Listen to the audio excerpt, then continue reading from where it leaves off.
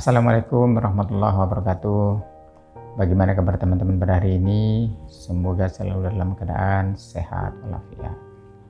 Kali ini saya akan mencoba menyampaikan atau mungkin mengingatkan kembali kepada kita semua tentang pedoman pengaturan pengeras suara pada masjid atau mushola, atau kalau di kampung-kampung namanya langgar gitu. Itu sama dengan mushola. Sebenarnya teman-teman semuanya, edaran untuk pengaturan pengeras suara di masjid dan mushola sebenarnya sudah lama sekali, yaitu waktu itu di tahun 1978 sudah ada instruksi dari Dirjen Bimas Islam nomor 101/1978 tentang pengaturan pengeras suara.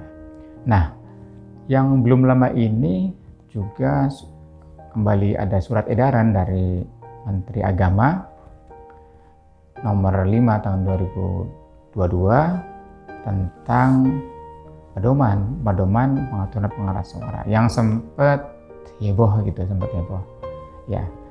Tapi kali ini saya akan mencoba menyampaikan inti-intinya dari surat edaran tersebut. Jadi tidak akan menyampaikan panjang lebar dari surat edaran tersebut, akan menyampaikan beberapa hal dari inti surat edaran tersebut. Jadi pertama yang diatur mengenai pengeras suara di masjid dan mushola, di mana pertama adalah diperbolehkan azan untuk secara keras dan boleh untuk suara luar. Tetapi hendaklah atau tidak diperbolehkan untuk bersikir secara keras ataupun berdoa secara keras. Artinya berdoa dengan menggunakan toa luar gitu. Mungkin untuk zikir dan doa bisa dilakukan dengan dengan toa dalam gitu, pengeras suara dalam gitu, ataupun tidak menggunakan pengeras. Yang kedua, hendaknya untuk yang berazan itu adalah orang yang mempunyai suara yang fasih ataupun mempunyai suara yang merdu. Mungkin maksudnya agar lebih enak kedengarannya, seperti itu. Nah, yang ketiga, jadi misalnya biasanya ada kebiasaan sebuah masjid atau mushola itu sebelum masuk waktu sholat itu memutar kaset atau CD atau mungkin dari flash disk itu bacaan Quran atau apa gitu. Nah, di sini diatur hendaklah jangan terlalu panjang lah, misalkan seperti itu. Misalnya 5 menit atau 10 menit sebelumnya gitu. Dan kadang sampai lupa gitu takmirnya untuk menyetop karena terlalu kepanjangan ya. Katakanlah bisa 5 menit atau 10 menit sebelum azan gitu, untuk memutar kaset yang bukan suara asli dari orang tapi dari kaset gitu atau CD gitu. Hendaklah tidak terlalu panjang. Yang keempat, hendaklah penggunaan pengeras suara di masjid atau mushola itu harus diperuntukkan sesuai dengan kepentingannya, bukan untuk misalnya untuk memanggil orang itu tidak diperbolehkan itu. Ada untuk pengeras suara di masjid atau mushola.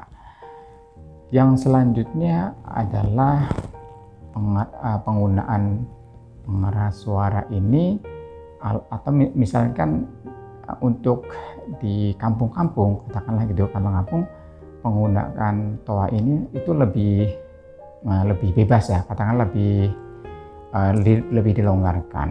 Tetapi tentunya melihat juga nanti tanggapan masyarakat. Apabila mungkin terlalu keras, ada yang di kanan kirinya ada yang sedang sakit misalkan kan, ada bayi misalnya gitu kan, mungkin pengurus masjid harus lebih mengerti itu. Dalam aturan ini memang untuk yang di masjid di kampung-kampung itu lebih dilonggarkan, tapi tetap harus melihat tanggapan masyarakat, apa masyarakat oke atau tidak, atau ada sesuatu hal gitu kita dikondisikan.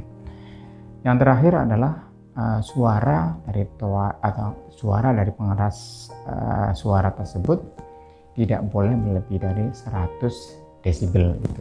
Nah, seperti itu teman-teman semuanya. Jadi secara singkatnya bahwa penggunaan pengeras suara di masjid itu di muslim sebenarnya tidak dilarang, hanya memang agak sedikit dibatasi. Yang paling penting itu sebenarnya adalah suara azan. Azan tidak pernah dilarang, boleh keras, boleh suara luar, tapi untuk di luar azan mungkin memang sedikit dibatasi gitu. Nah, karena memang apabila katakanlah doa kemudian zikir itu memang lebih personal gitu. Kalau hemat saya juga lebih personal. Jadi saya kira memang tidak harus suara kencang-kencang keluar, tapi memang itu lebih personal, lebih pas kalau menurut saya juga untuk pengeras suara dalam saja gitu, dalam masjid sehingga tidak terlalu kedengaran keras keluar. Takutnya memang ada yang terganggu katakan seperti itu. Tapi untuk azan itu memang panggilan azan itu diperbolehkan untuk keras menggunakan pengeras suara luar. Ya, kira-kira itu teman-teman semuanya. Semoga dengan pengaturan ini dari masyarakat yang di kita adalah mempunyai masyarakat yang berbeda-beda, dari agamanya juga banyak berbeda-beda. Saya berharap ini tidak akan mengurangi ibadah muslim, tapi dapat merekatkan kerukunan di dalam masyarakat. Ya, saya mohon maaf kalau ada kata-kata yang salah. Silahkan like dan subscribe channel ini agar tidak ketinggalan informasi selanjutnya. Dan jika ada pertanyaan, silahkan masukkan ke kolom komen di bawah ini. Terima kasih. Assalamualaikum warahmatullahi wabarakatuh.